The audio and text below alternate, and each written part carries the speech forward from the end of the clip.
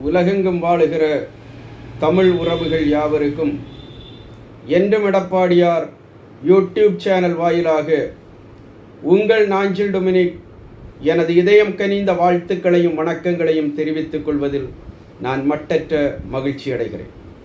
அருமைக்குரியவர்களே, இன்றைக்கு நாம் பேச இருக்கிற தலைப்பு என்னன்னா, தமிழக வெற்றி கழகத்தினுடைய வியூக வகுப்பாளர் என்று சொல்லப்படுகிற ஆதவ் அர்ஜுனாவுக்கு அனைத்திந்திய அண்ணா திராவிட முன்னேற்ற கழகத்தின் பொதுச் செயலாளர், தமிழ்நாடு எதிர்க்கட்சி தலைவர், முன்னாள் முதலமைச்சர், புரட்சி தமிழர் எடப்பாடியார் அவர்களை விமர்சனம் செய்கிற தகுதி உண்டா என்கிற அடிப்படையிலேயே நாம் இன்றைக்கு பேச இருக்கிறோம். அருமைக்குரியவர்களே, நேற்றைய தினம் ஒரு நிமிடத்துக்கும் குறைவான ஒரு காணொளி ஒன்று வெளியிடப்பட்டிருந்தது. அந்த காணொளியை நாம் பார்க்கிற போது தமிழக வெற்றி கழகத்தினுடைய பொதுச் செயலாளர் மரியாதைக்குரிய புஷி ஆனந்த் அவர்கள் நடந்து வந்து கொண்டிருக்கிறார். அவர் நடந்து வந்து கொண்டிருக்கிற போது அவரோடு அந்த கட்சியினுடைய தேர்தல் வியூக வகுப்பாளராக இருக்கிற ஆதவ் அர்ஜுனாவும் நடந்து வந்து கொண்டிருக்கிறார்.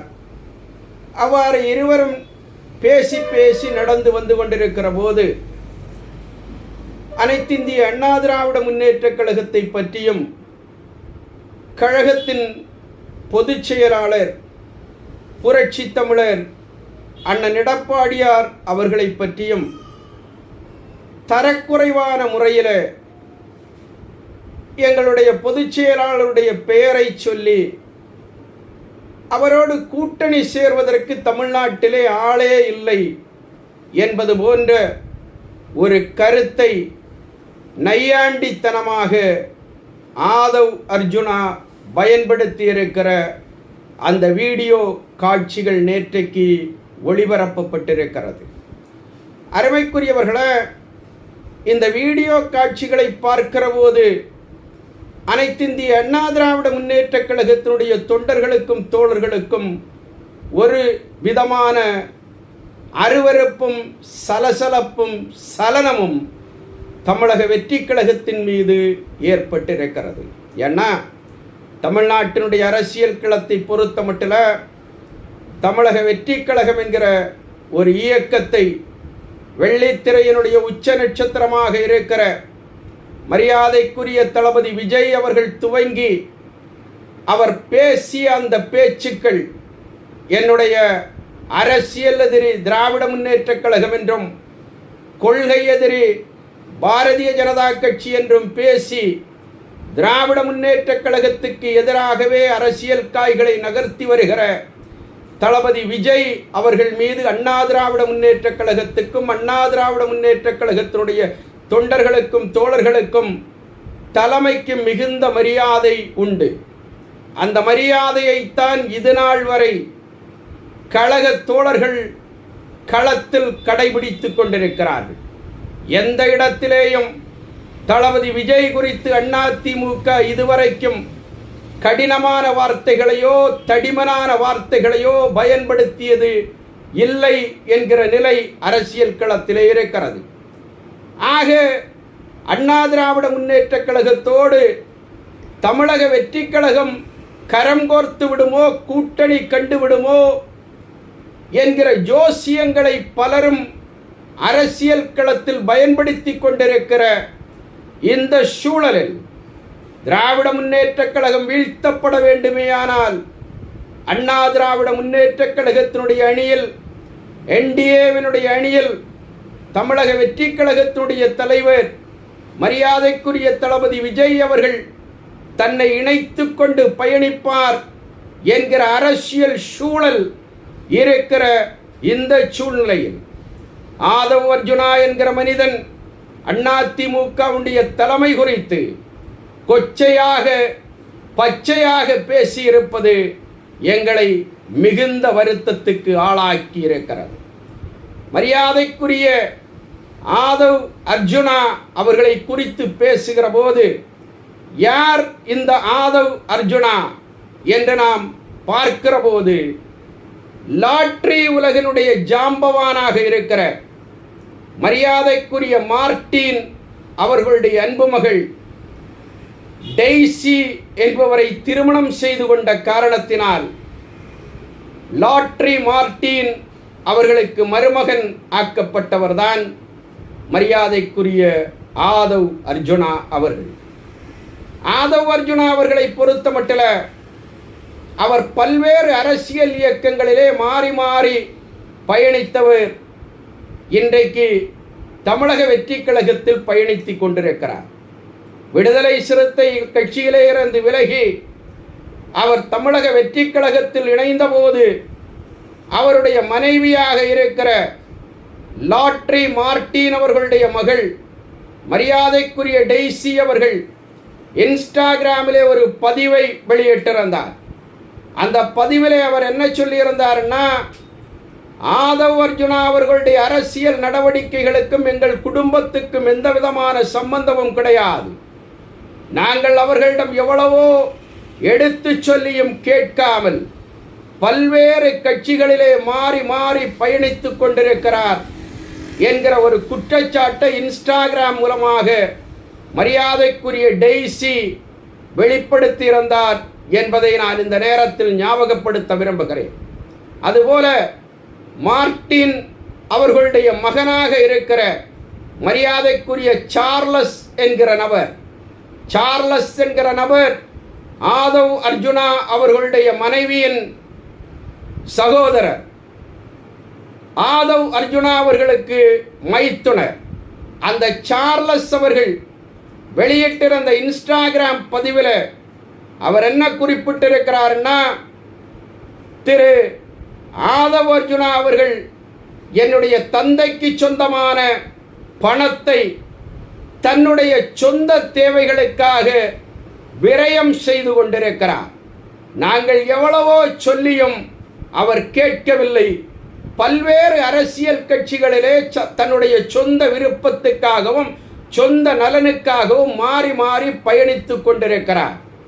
இவருடைய இந்த சந்தர்ப்பவாத நடவடிக்கைகளுக்கும் எங்கள் குடும்பத்துக்கும் ஏதொரு சம்பந்தமும் இல்லை என்கிற விதத்தில் அவர் இன்ஸ்டாகிராம் பதிவை போட்டிருப்பதையும் நான் இந்த நேரத்தில் உங்களுக்கு சுட்டிக்காட்ட கடமைப்பட்டிருக்கிறேன். ஆக குடும்பத்தினுடைய உறுப்பினர்களாக இருக்கிறவர்கள், அது மனைவியாக இருந்தாலும் சரி, மைத்துனராக இருந்தாலும் சரி, எவரும் ஆதவ் அர்ஜுனா அவர்களுடைய நடவடிக்கைகளை ஏற்றுக்கொள்வதற்கோ அங்கீகரிப்பதற்கோ தயாராக இல்லாத சூழலில் யார் இந்த ஆதவ் அர்ஜுனா, அரசியலுக்கும் ஆதவ் அர்ஜுனாவுக்கும் என்ன சம்பந்தம் என்று நாம் பேசுகிற போது, 2021 ஆண்டு திராவிட முன்னேற்றக் கழகம் தேர்தல் களத்தில் தன்னுடைய அரசியல் வியூக வகுப்பாளராக வடநாட்டை சார்ந்த மரியாதைக்குரிய பிரசாந்த் கிஷோர் அவர்களை பயன்படுத்தியது. பிரசாந்த் கிஷோர் அவர்களுடைய டீமில் பயணித்தவர்தான் இந்த ஆதவ் அர்ஜுனா என்கிற மனிதன். பிரசாந்த் கிஷோருடைய டீமோடு இணைந்து இவர் திராவிட முன்னேற்றக் கழகத்துக்காக 2021 தேர்தல் வியூக வகுப்பாளராக பணியாற்றிய போதுதான் நாடாளுகிற முதலமைச்சர் M.K. ஸ்டாலின் அவர்களுடைய மருமகனாக இருக்கிற மரியாதைக்குரிய சபரீசன் அவர்களுடைய நட்பு வட்டாரத்துக்குள் இவர் தன்னை இணைத்து கொண்டார். மரியாதைக்குரிய சபரீசன் அவர்கள் ஆதவ் அர்ஜுனா அவர்களை தனக்கான ஒரு ஸ்பையாக அரசியல் களத்தில் பயன்படுத்த துவங்கினார். தேர்தல் பணிகள் முடிந்து தேர்தல் அந்த ரிசல்ட் எல்லாம் அறிவிக்கப்பட்டதற்கு பிறகு, திராவிட முன்னேற்றக் கழகம் ஆட்சி அதிகாரத்துக்கு வந்ததற்கு பிறகும் சபரீசன் அவர்களோடு இணைந்தே இந்த ஆதவ் அர்ஜுனா திமுகவில் பணியாற்றி கொண்டிருந்தார். அவ்வாறு அவர் பணியாற்றி கொண்டிருந்த நேரத்திலே தான் சபரீசன் அவர்களுக்கு விடுதலை சிறுத்தைகள் கட்சியினுடைய தலைவர் மரியாதைக்குரிய தொல் திருமாவர்கள் மீது ஒரு சந்தேக பார்வை எழுந்தது. தொல் திருமாவளவன் அவர்கள் அரசியல் களத்திலே திமுகவுக்கு எதிராக காய்களை நகர்த்துகிறாரோ என்கிற சந்தேகம் சபரீசனுக்கு எழவே இந்த ஆதவ் அர்ஜுனா அவர்களை இந்த சபரீசன் என்ன பண்ணுறாருன்னா அப்படியே அவரை விடுதலை சிறுத்தைகள் கட்சிக்கு அனுப்பி வைக்கிறார். அவரை விடுதலை சிறுத்தைகள் கட்சிக்கு சபரீசன் அவர்கள் அனுப்பி வைக்கிறார். விடுதலை சிறுத்தைகள் கட்சியில் இணைந்த அந்த சபரீசன் அவர்கள் தன்னுடைய மாமனாருக்கு சொந்தமான பணத்தை தண்ணீராக அங்கே செலவழிக்கிறார். பணத்தை தண்ணீராக செலவழித்த அந்த ஆதவ் அர்ஜுனா விடுதலை சிறுத்தைகள் கட்சியினுடைய துணை பொதுச் செயலாளர் என்கிற பதவியையும் பெற்றுக்கொள்ளுகிறார்.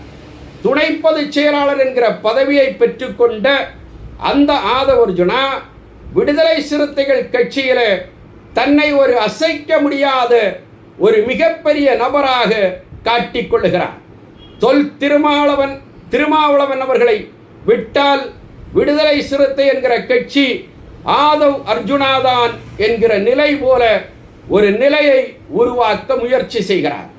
ஆக அப்படி அந்த களம் போய்கொண்டிருக்கிற போது அவர் யாருக்கு விசுவாசமாக விசிகாவிலே பணியாற்றுகிறாருன்னா மரியாதைக்குரிய முதலமைச்சர் அவர்களுடைய மருமகனாக இருக்கிற சபரீசன் அவர்களுக்கு விசுவாசியாகவே விடுதலை சிறுத்தைகள் கட்சியில் பணியாற்றுகிறார்.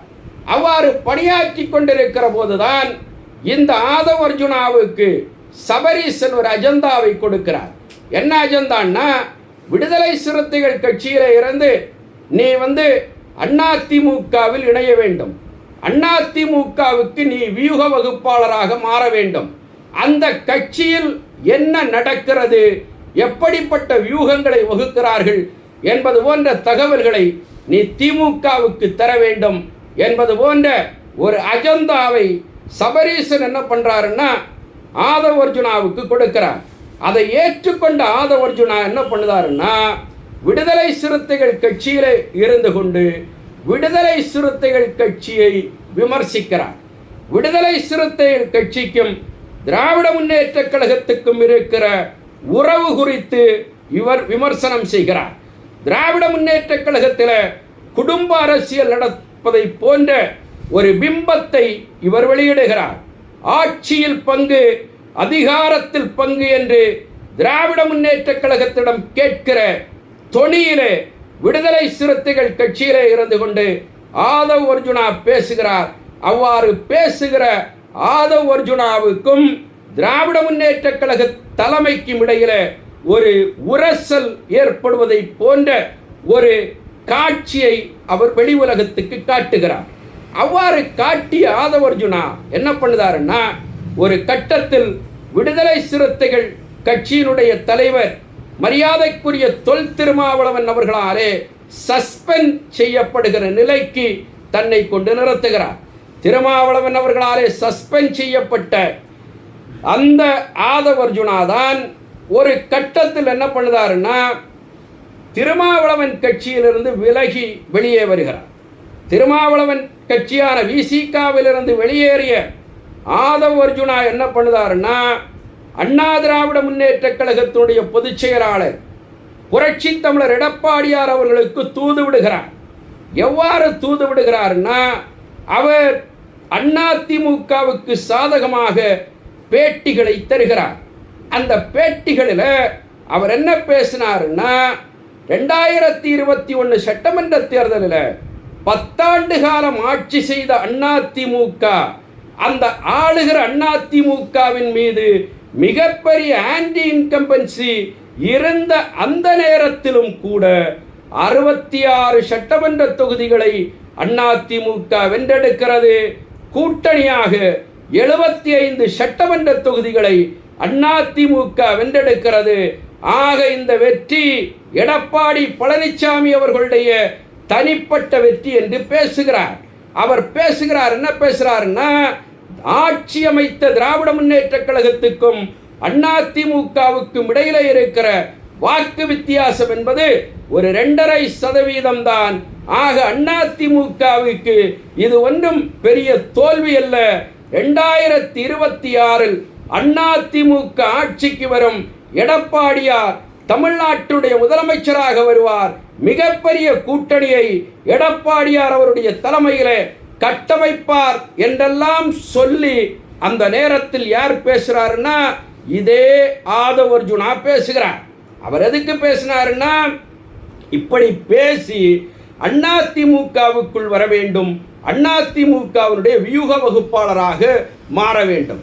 ஆனால் இவருடைய எண்ணங்கள், இவருக்கு கொடுக்கப்பட்ட அந்த அசைன்மெண்ட் அஜெண்டா சபரீசனுக்கு இவர் கையாள் என்பதெல்லாம் மரியாதைக்குரிய கழகத்தினுடைய பொதுச் செயலாளர் புரட்சி தமிழர் எடப்பாடியார் அவர்கள் தெரிந்தே வைத்திருந்தார். என்ன, எடப்பாடியார் அவர்களை பொறுத்த மட்டிலே அவருடைய அனுபவம் 50 ஆண்டு கால அரசியல் அனுபவம் அவரிடம் இருக்கிறது. ஆக அவருக்கு எல்லாமே தெரியும். ஆக ஆதவ் அர்ஜுனா அதிமுகவுக்குள் கால் பதிப்பதற்கு தமிழ்நாட்டினுடைய முன்னாள் முதலமைச்சர் கழகத்துடைய பொதுச் செயலாளர் புரட்சி தமிழர் எடப்பாடியார் அவர்கள் அனுமதிக்கவில்லை.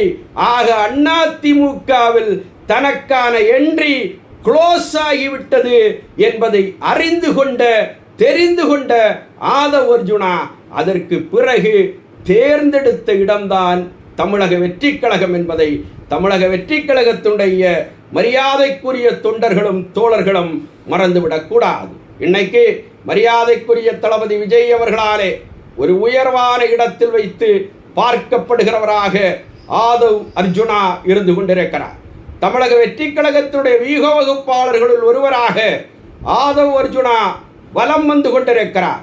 அந்த ஆதவ் அர்ஜுனா இன்னைக்கும் தமிழக வெற்றி கழகத்தில் இருந்து கொண்டு அவர் யாருக்கு விசுவாசியாக இருக்கிறார்னா திராவிட முன்னேற்ற கழகத்துக்கு விசுவாசியாக இருக்கிறார். முதலமைச்சருடைய மருமகன் சபரீசன் அவர்களுடைய கையாளாகத்தான் தாவேக்காவிலே அவர் பயணித்துக் கொண்டிருக்கிறார் என்பதை தாவேக்காவுடைய தொண்டர்களும் தோழர்களும் மறந்துவிடக்கூடாது. இன்னைக்கு சபரீசன் அவர்கள் தாவேக்காவின் வியூக வகுப்பாளராக இருக்கிற இந்த ஆதவ் அர்ஜுனாவுக்கு தந்திருக்கிற இன்னொரு அசைன்மெண்ட் என்னன்னா அதிமுகவும் தமிழக வெற்றி கழகமும் கரம் கோர்த்து விடக்கூடாது. இந்த இரண்டு கட்சிகளும் கூட்டணி காணாமல் பார்த்து கொள்ள வேண்டிய பொறுப்பு யாரிடம் கொடுக்கப்பட்டிருக்கிறதுன்னா இதே ஆதவ் அர்ஜுனா அவர்களிடத்திலே கொடுக்கப்பட்டிருக்கிறது. அருமைக்குரியவர்களே, இந்த ஆதவ் அர்ஜுனா தான் சபரீசனுடைய அஜெண்டாவின் படிதான் யாரை அழைத்து கொண்டு தளபதி விஜய் அவர்களிடத்திலே வருகிறாருன்னா அந்த வடநாட்டு வியூக வகுப்பாளர் பிரசாந்த் கிஷோரை அழைத்து கொண்டு வருகிறார். பிரசாந்த் கிஷோரை தளபதி விஜய் அவர்களுக்கு அறிமுகப்படுத்துகிறார். அவர் அறிமுகப்படுத்திவிட்டு அந்த பிரசாந்த் கிஷோர் மூலமாக வடநாட்டு அந்த தேர்தல் நிறுவனம், வடநாட்டினுடைய அந்த தேர்தல் நிறுவனமாக இருக்கிற சி-ஓட்டர்ஸ் மூலமாக ஒரு கருத்து கணிப்பை வெளியிடச் செய்கிறார். அந்த கருத்து கணிப்பில் தனிப்பட்ட முறையில் தமிழ்நாட்டில் தளபதி விஜய் அவர்களுக்கு 25% வாக்குகள் இருப்பதை போன்ற ஒரு பிம்பத்தை அந்த சி-ஓட்டர்ஸ் போல் மூலமாக அவர் உருவாக்கி காட்டுகிறார்.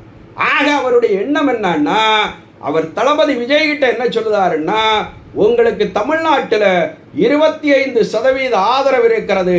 இந்த ஆதரவோடு ஏதாவது 1-2 சிறிய கட்சிகளை சேர்த்து கொண்டால் நீங்கள் தமிழ்நாட்டில் ஆட்சி அதிகாரத்துக்கு வரலாம், நீங்கள் தமிழ்நாட்டுடைய முதலமைச்சர் நாற்காலியிலே உட்காரலாம் என்று சொல்லி இன்றைக்கு தளபதி விஜய் அவர்களை தவறான திசைக்கு திசை திருப்புகிற பணியை இன்றைக்கு அரசியல் களத்தில் ஆதவ் அர்ஜுனா செய்து கொண்டிருக்கிறார்.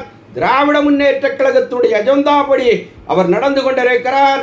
தமிழ்நாட்டுடைய முதலமைச்சர் மு.க. ஸ்டாலின் அவர்களுடைய மருமகன் சபரீசன் அவர்களுடைய சொல் கேட்டு சபரீசன் அவர்களுடைய ஸ்பையாக இன்றைக்கு அரசியல் களத்தில் தாவேக்காவில் பயணித்துக் கொண்டிருக்கிற மனிதன்தான் இந்த ஆதவ் அர்ஜுனா என்பதை தமிழக வெற்றி கழகத்தினுடைய மரியாதைக்குரிய தொண்டர்களும் தோழர்களும் அந்த கட்சியினுடைய தலைவராக இருக்கிற தளபதி விஜய் அவர்களும் தயவு கூர்ந்து நீங்கள் மறந்துவிடக்கூடாது, இதை ஞாபகத்திலே வைத்துக் கொள்ள வேண்டும் என்பதை நான் பணிவோடு தெரிவித்துக் கொண்டு, ஏன்னா இந்த ஆதவ் அர்ஜுனாவுடைய நோக்கம் முழுக்க என்னன்னா அதிமுக தமிழக வெற்றி கழகத்துடைய கூட்டணி உருவாகிவிடக்கூடாது.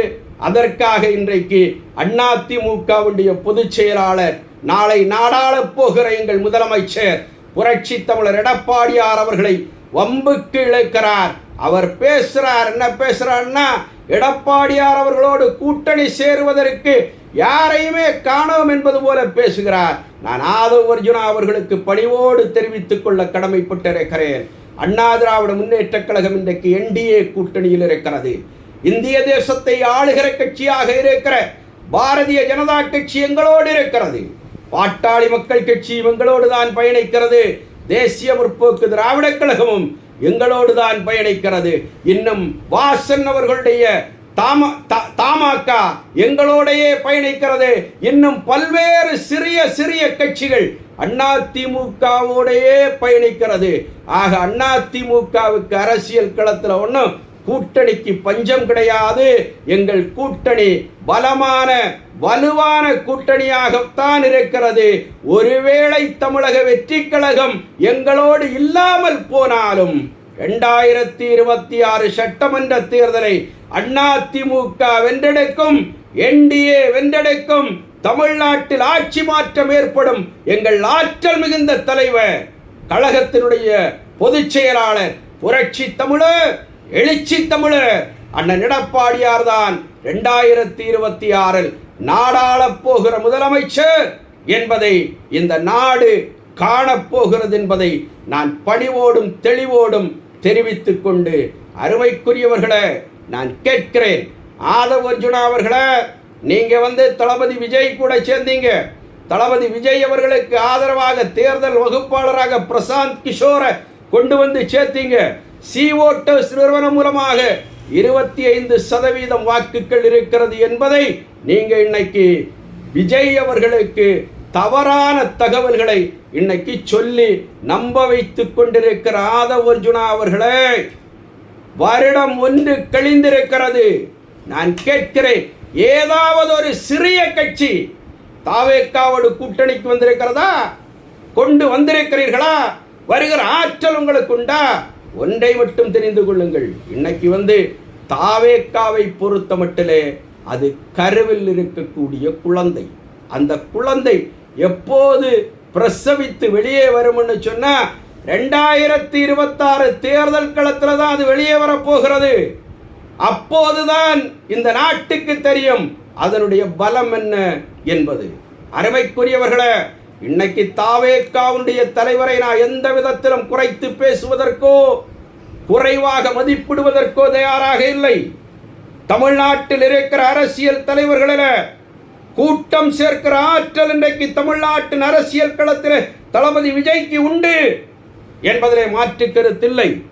கூட்டம் சேர்ப்பீர்கள், ஆனால் ஓட்டை சேர்க்க முடியுமா என்பது 2026 சட்டமன்ற தேர்தல் களத்தில் மட்டும்தான் தெரியும். ஆக அருமைக்குரியவர்களே, தளபதி விஜய் அவர்களுக்கு எது லாபம்னா, அதிமுகவோடு நீங்கள் கரம் கோர்த்தால் உங்கள் எதிர்காலத்துக்கு லாபம். 2011 தேசிய முற்போக்கு திராவிட கழகத்தினுடைய தலைவர் கேப்டன் அவர்கள் அதிமுகவோடு கரம் கோர்த்து 41 சட்டமன்ற தொகுதிகளை பெற்று 29 சட்டமன்ற உறுப்பினர்களை வெற்றி பெறச் செய்து சட்டமன்றத்தில் எதிர்கட்சி தலைவராக கால் பதித்தார். ஆக அதுபோன்ற ஒரு சூழல், அதுபோன்ற ஒரு வரலாறு எடுத்த எடுப்பிலேயே பிறந்த குழந்தையாக தமிழ்நாட்டு மக்கள் கைகளில் தரப்படுகிற தமிழக வெற்றி கழகம் என்கிற இந்த குழந்தை இயக்கத்துக்கு இந்த வரலாறு கிடைக்க வேண்டும் என்று சொன்னால் அதிமுக தருகிற இடங்களை, என்டிஏ தருகிற இடங்களை பெருமையோடு ஏற்றுக்கொண்டு எங்களோடு பயணித்து நீங்கள் அரசியல் களம் கண்டால் 2026 அருமைக்குரியவர்களே, நீங்கள் சட்டமன்றத்தில் குறைந்தபட்சம் 30 சட்டமன்ற உறுப்பினர்களோடு எதிர்கட்சி தலைவர் என்கிற அந்தஸ்து உங்களுக்கு கிடைக்கப்பெறும் என்பதை தயவு கூர்ந்து எழுதி வைத்துக் கொள்ளுங்கள். அரசியல் களத்தை பொறுத்த மட்டிலே வெற்றி என்பது மட்டும்தான் களமாக இருக்க முடியும். அதுவல்லாமல் நீங்கள் வாங்குகிற வாக்கு சதவீதம் ஒன்றும் அரசியல் களத்தில் பேசாது. தளபதி விஜய் வேணும்னா 15% வாங்கலாம், 18% வாங்கலாம், 20% வாங்கலாம். இதெல்லாம் அரசியல் களத்தில் பேசாது. வெற்றிதான் அரசியல் களத்தில் பேசும். உங்களுக்கு கிடைக்கப் போகிற சட்டமன்ற உறுப்பினர்கள் தான் அரசியல் களத்தில் பேசுவார்கள். ஆக ஆதவ் அர்ஜுனா போன்ற அறிவிலிகளுடைய பேச்சுக்களை கேட்டு நீங்கள் தனியாக களம் கண்டால் அரசியல் களத்தில் உங்களால் சாதிக்க முடியாது. உங்களை கெடுப்பதற்கும் தவறான வழிகாட்டுதல்களை ஆதவ் அர்ஜுனா போன்றவர்கள் திமுகவின் கைக்கூலிகளாக இருந்து கொண்டு உங்களுக்கு தந்து கொண்டிருக்கிறார்கள். அதனுடைய வெளிப்பாடாகத்தான் இன்றைக்கு புரட்சி தமிழர் எடப்பாடியார் குறித்து ஒரு தரக்குறைவான வார்த்தைகளிலே விமர்சனம் செய்கிற இடத்துக்கு ஆதவ் அர்ஜுனா வந்திருக்கிறார் என்பதை நான் பணிவோடு சுட்டிக்காட்டி, அருமைக்குரியவர்களே, ஆதவ் அர்ஜுனாவை தடித்த வார்த்தைகளால் விமர்சனம் செய்ய அதிமுக தொண்டனுக்கு நேரம் எடுக்காது. ஆனால் அதை தவிர்க்கிறோம் அரசியல் களத்திலே. ஏன்னா தமிழக வெற்றி கழகம் அதிமுகவோடு கரம் கோர்க்க வேண்டும் என்கிற எண்ணம் எங்களுக்கு இருக்கிற காரணத்தினாலே தமிழக வெற்றி கழகத்தையும் அதன் தலைவர் தளபதி விஜய் அவர்கள் மீது ஒரு மதிப்பையும் மரியாதையும் அதிமுக தொண்டர்களும் வைத்திருக்கிற காரணத்தினால் தடித்த வார்த்தைகளை பயன்படுத்துவதை நாங்கள் தவிர்க்கிறோம் என்பதை சொல்லி செவிமடுத்த நல்லுள்ளம் படைத்த தோழர்களுக்கு நன்றி சொல்லி விடைபெறுகிறேன். அண்ணா நாமம் வாழ்க, புரட்சி தலைவர் நாமம் வாழ்க. நான் வணங்குகிற தெய்வம் புரட்சி தலைவி அம்மா புகழ் ஓங்குக. வாழ்க புரட்சி தமிழர், எழுச்சி தமிழர், நாளைய முதலமைச்சர் அண்ணன் எடப்பாடியார். நன்றி, வணக்கம்.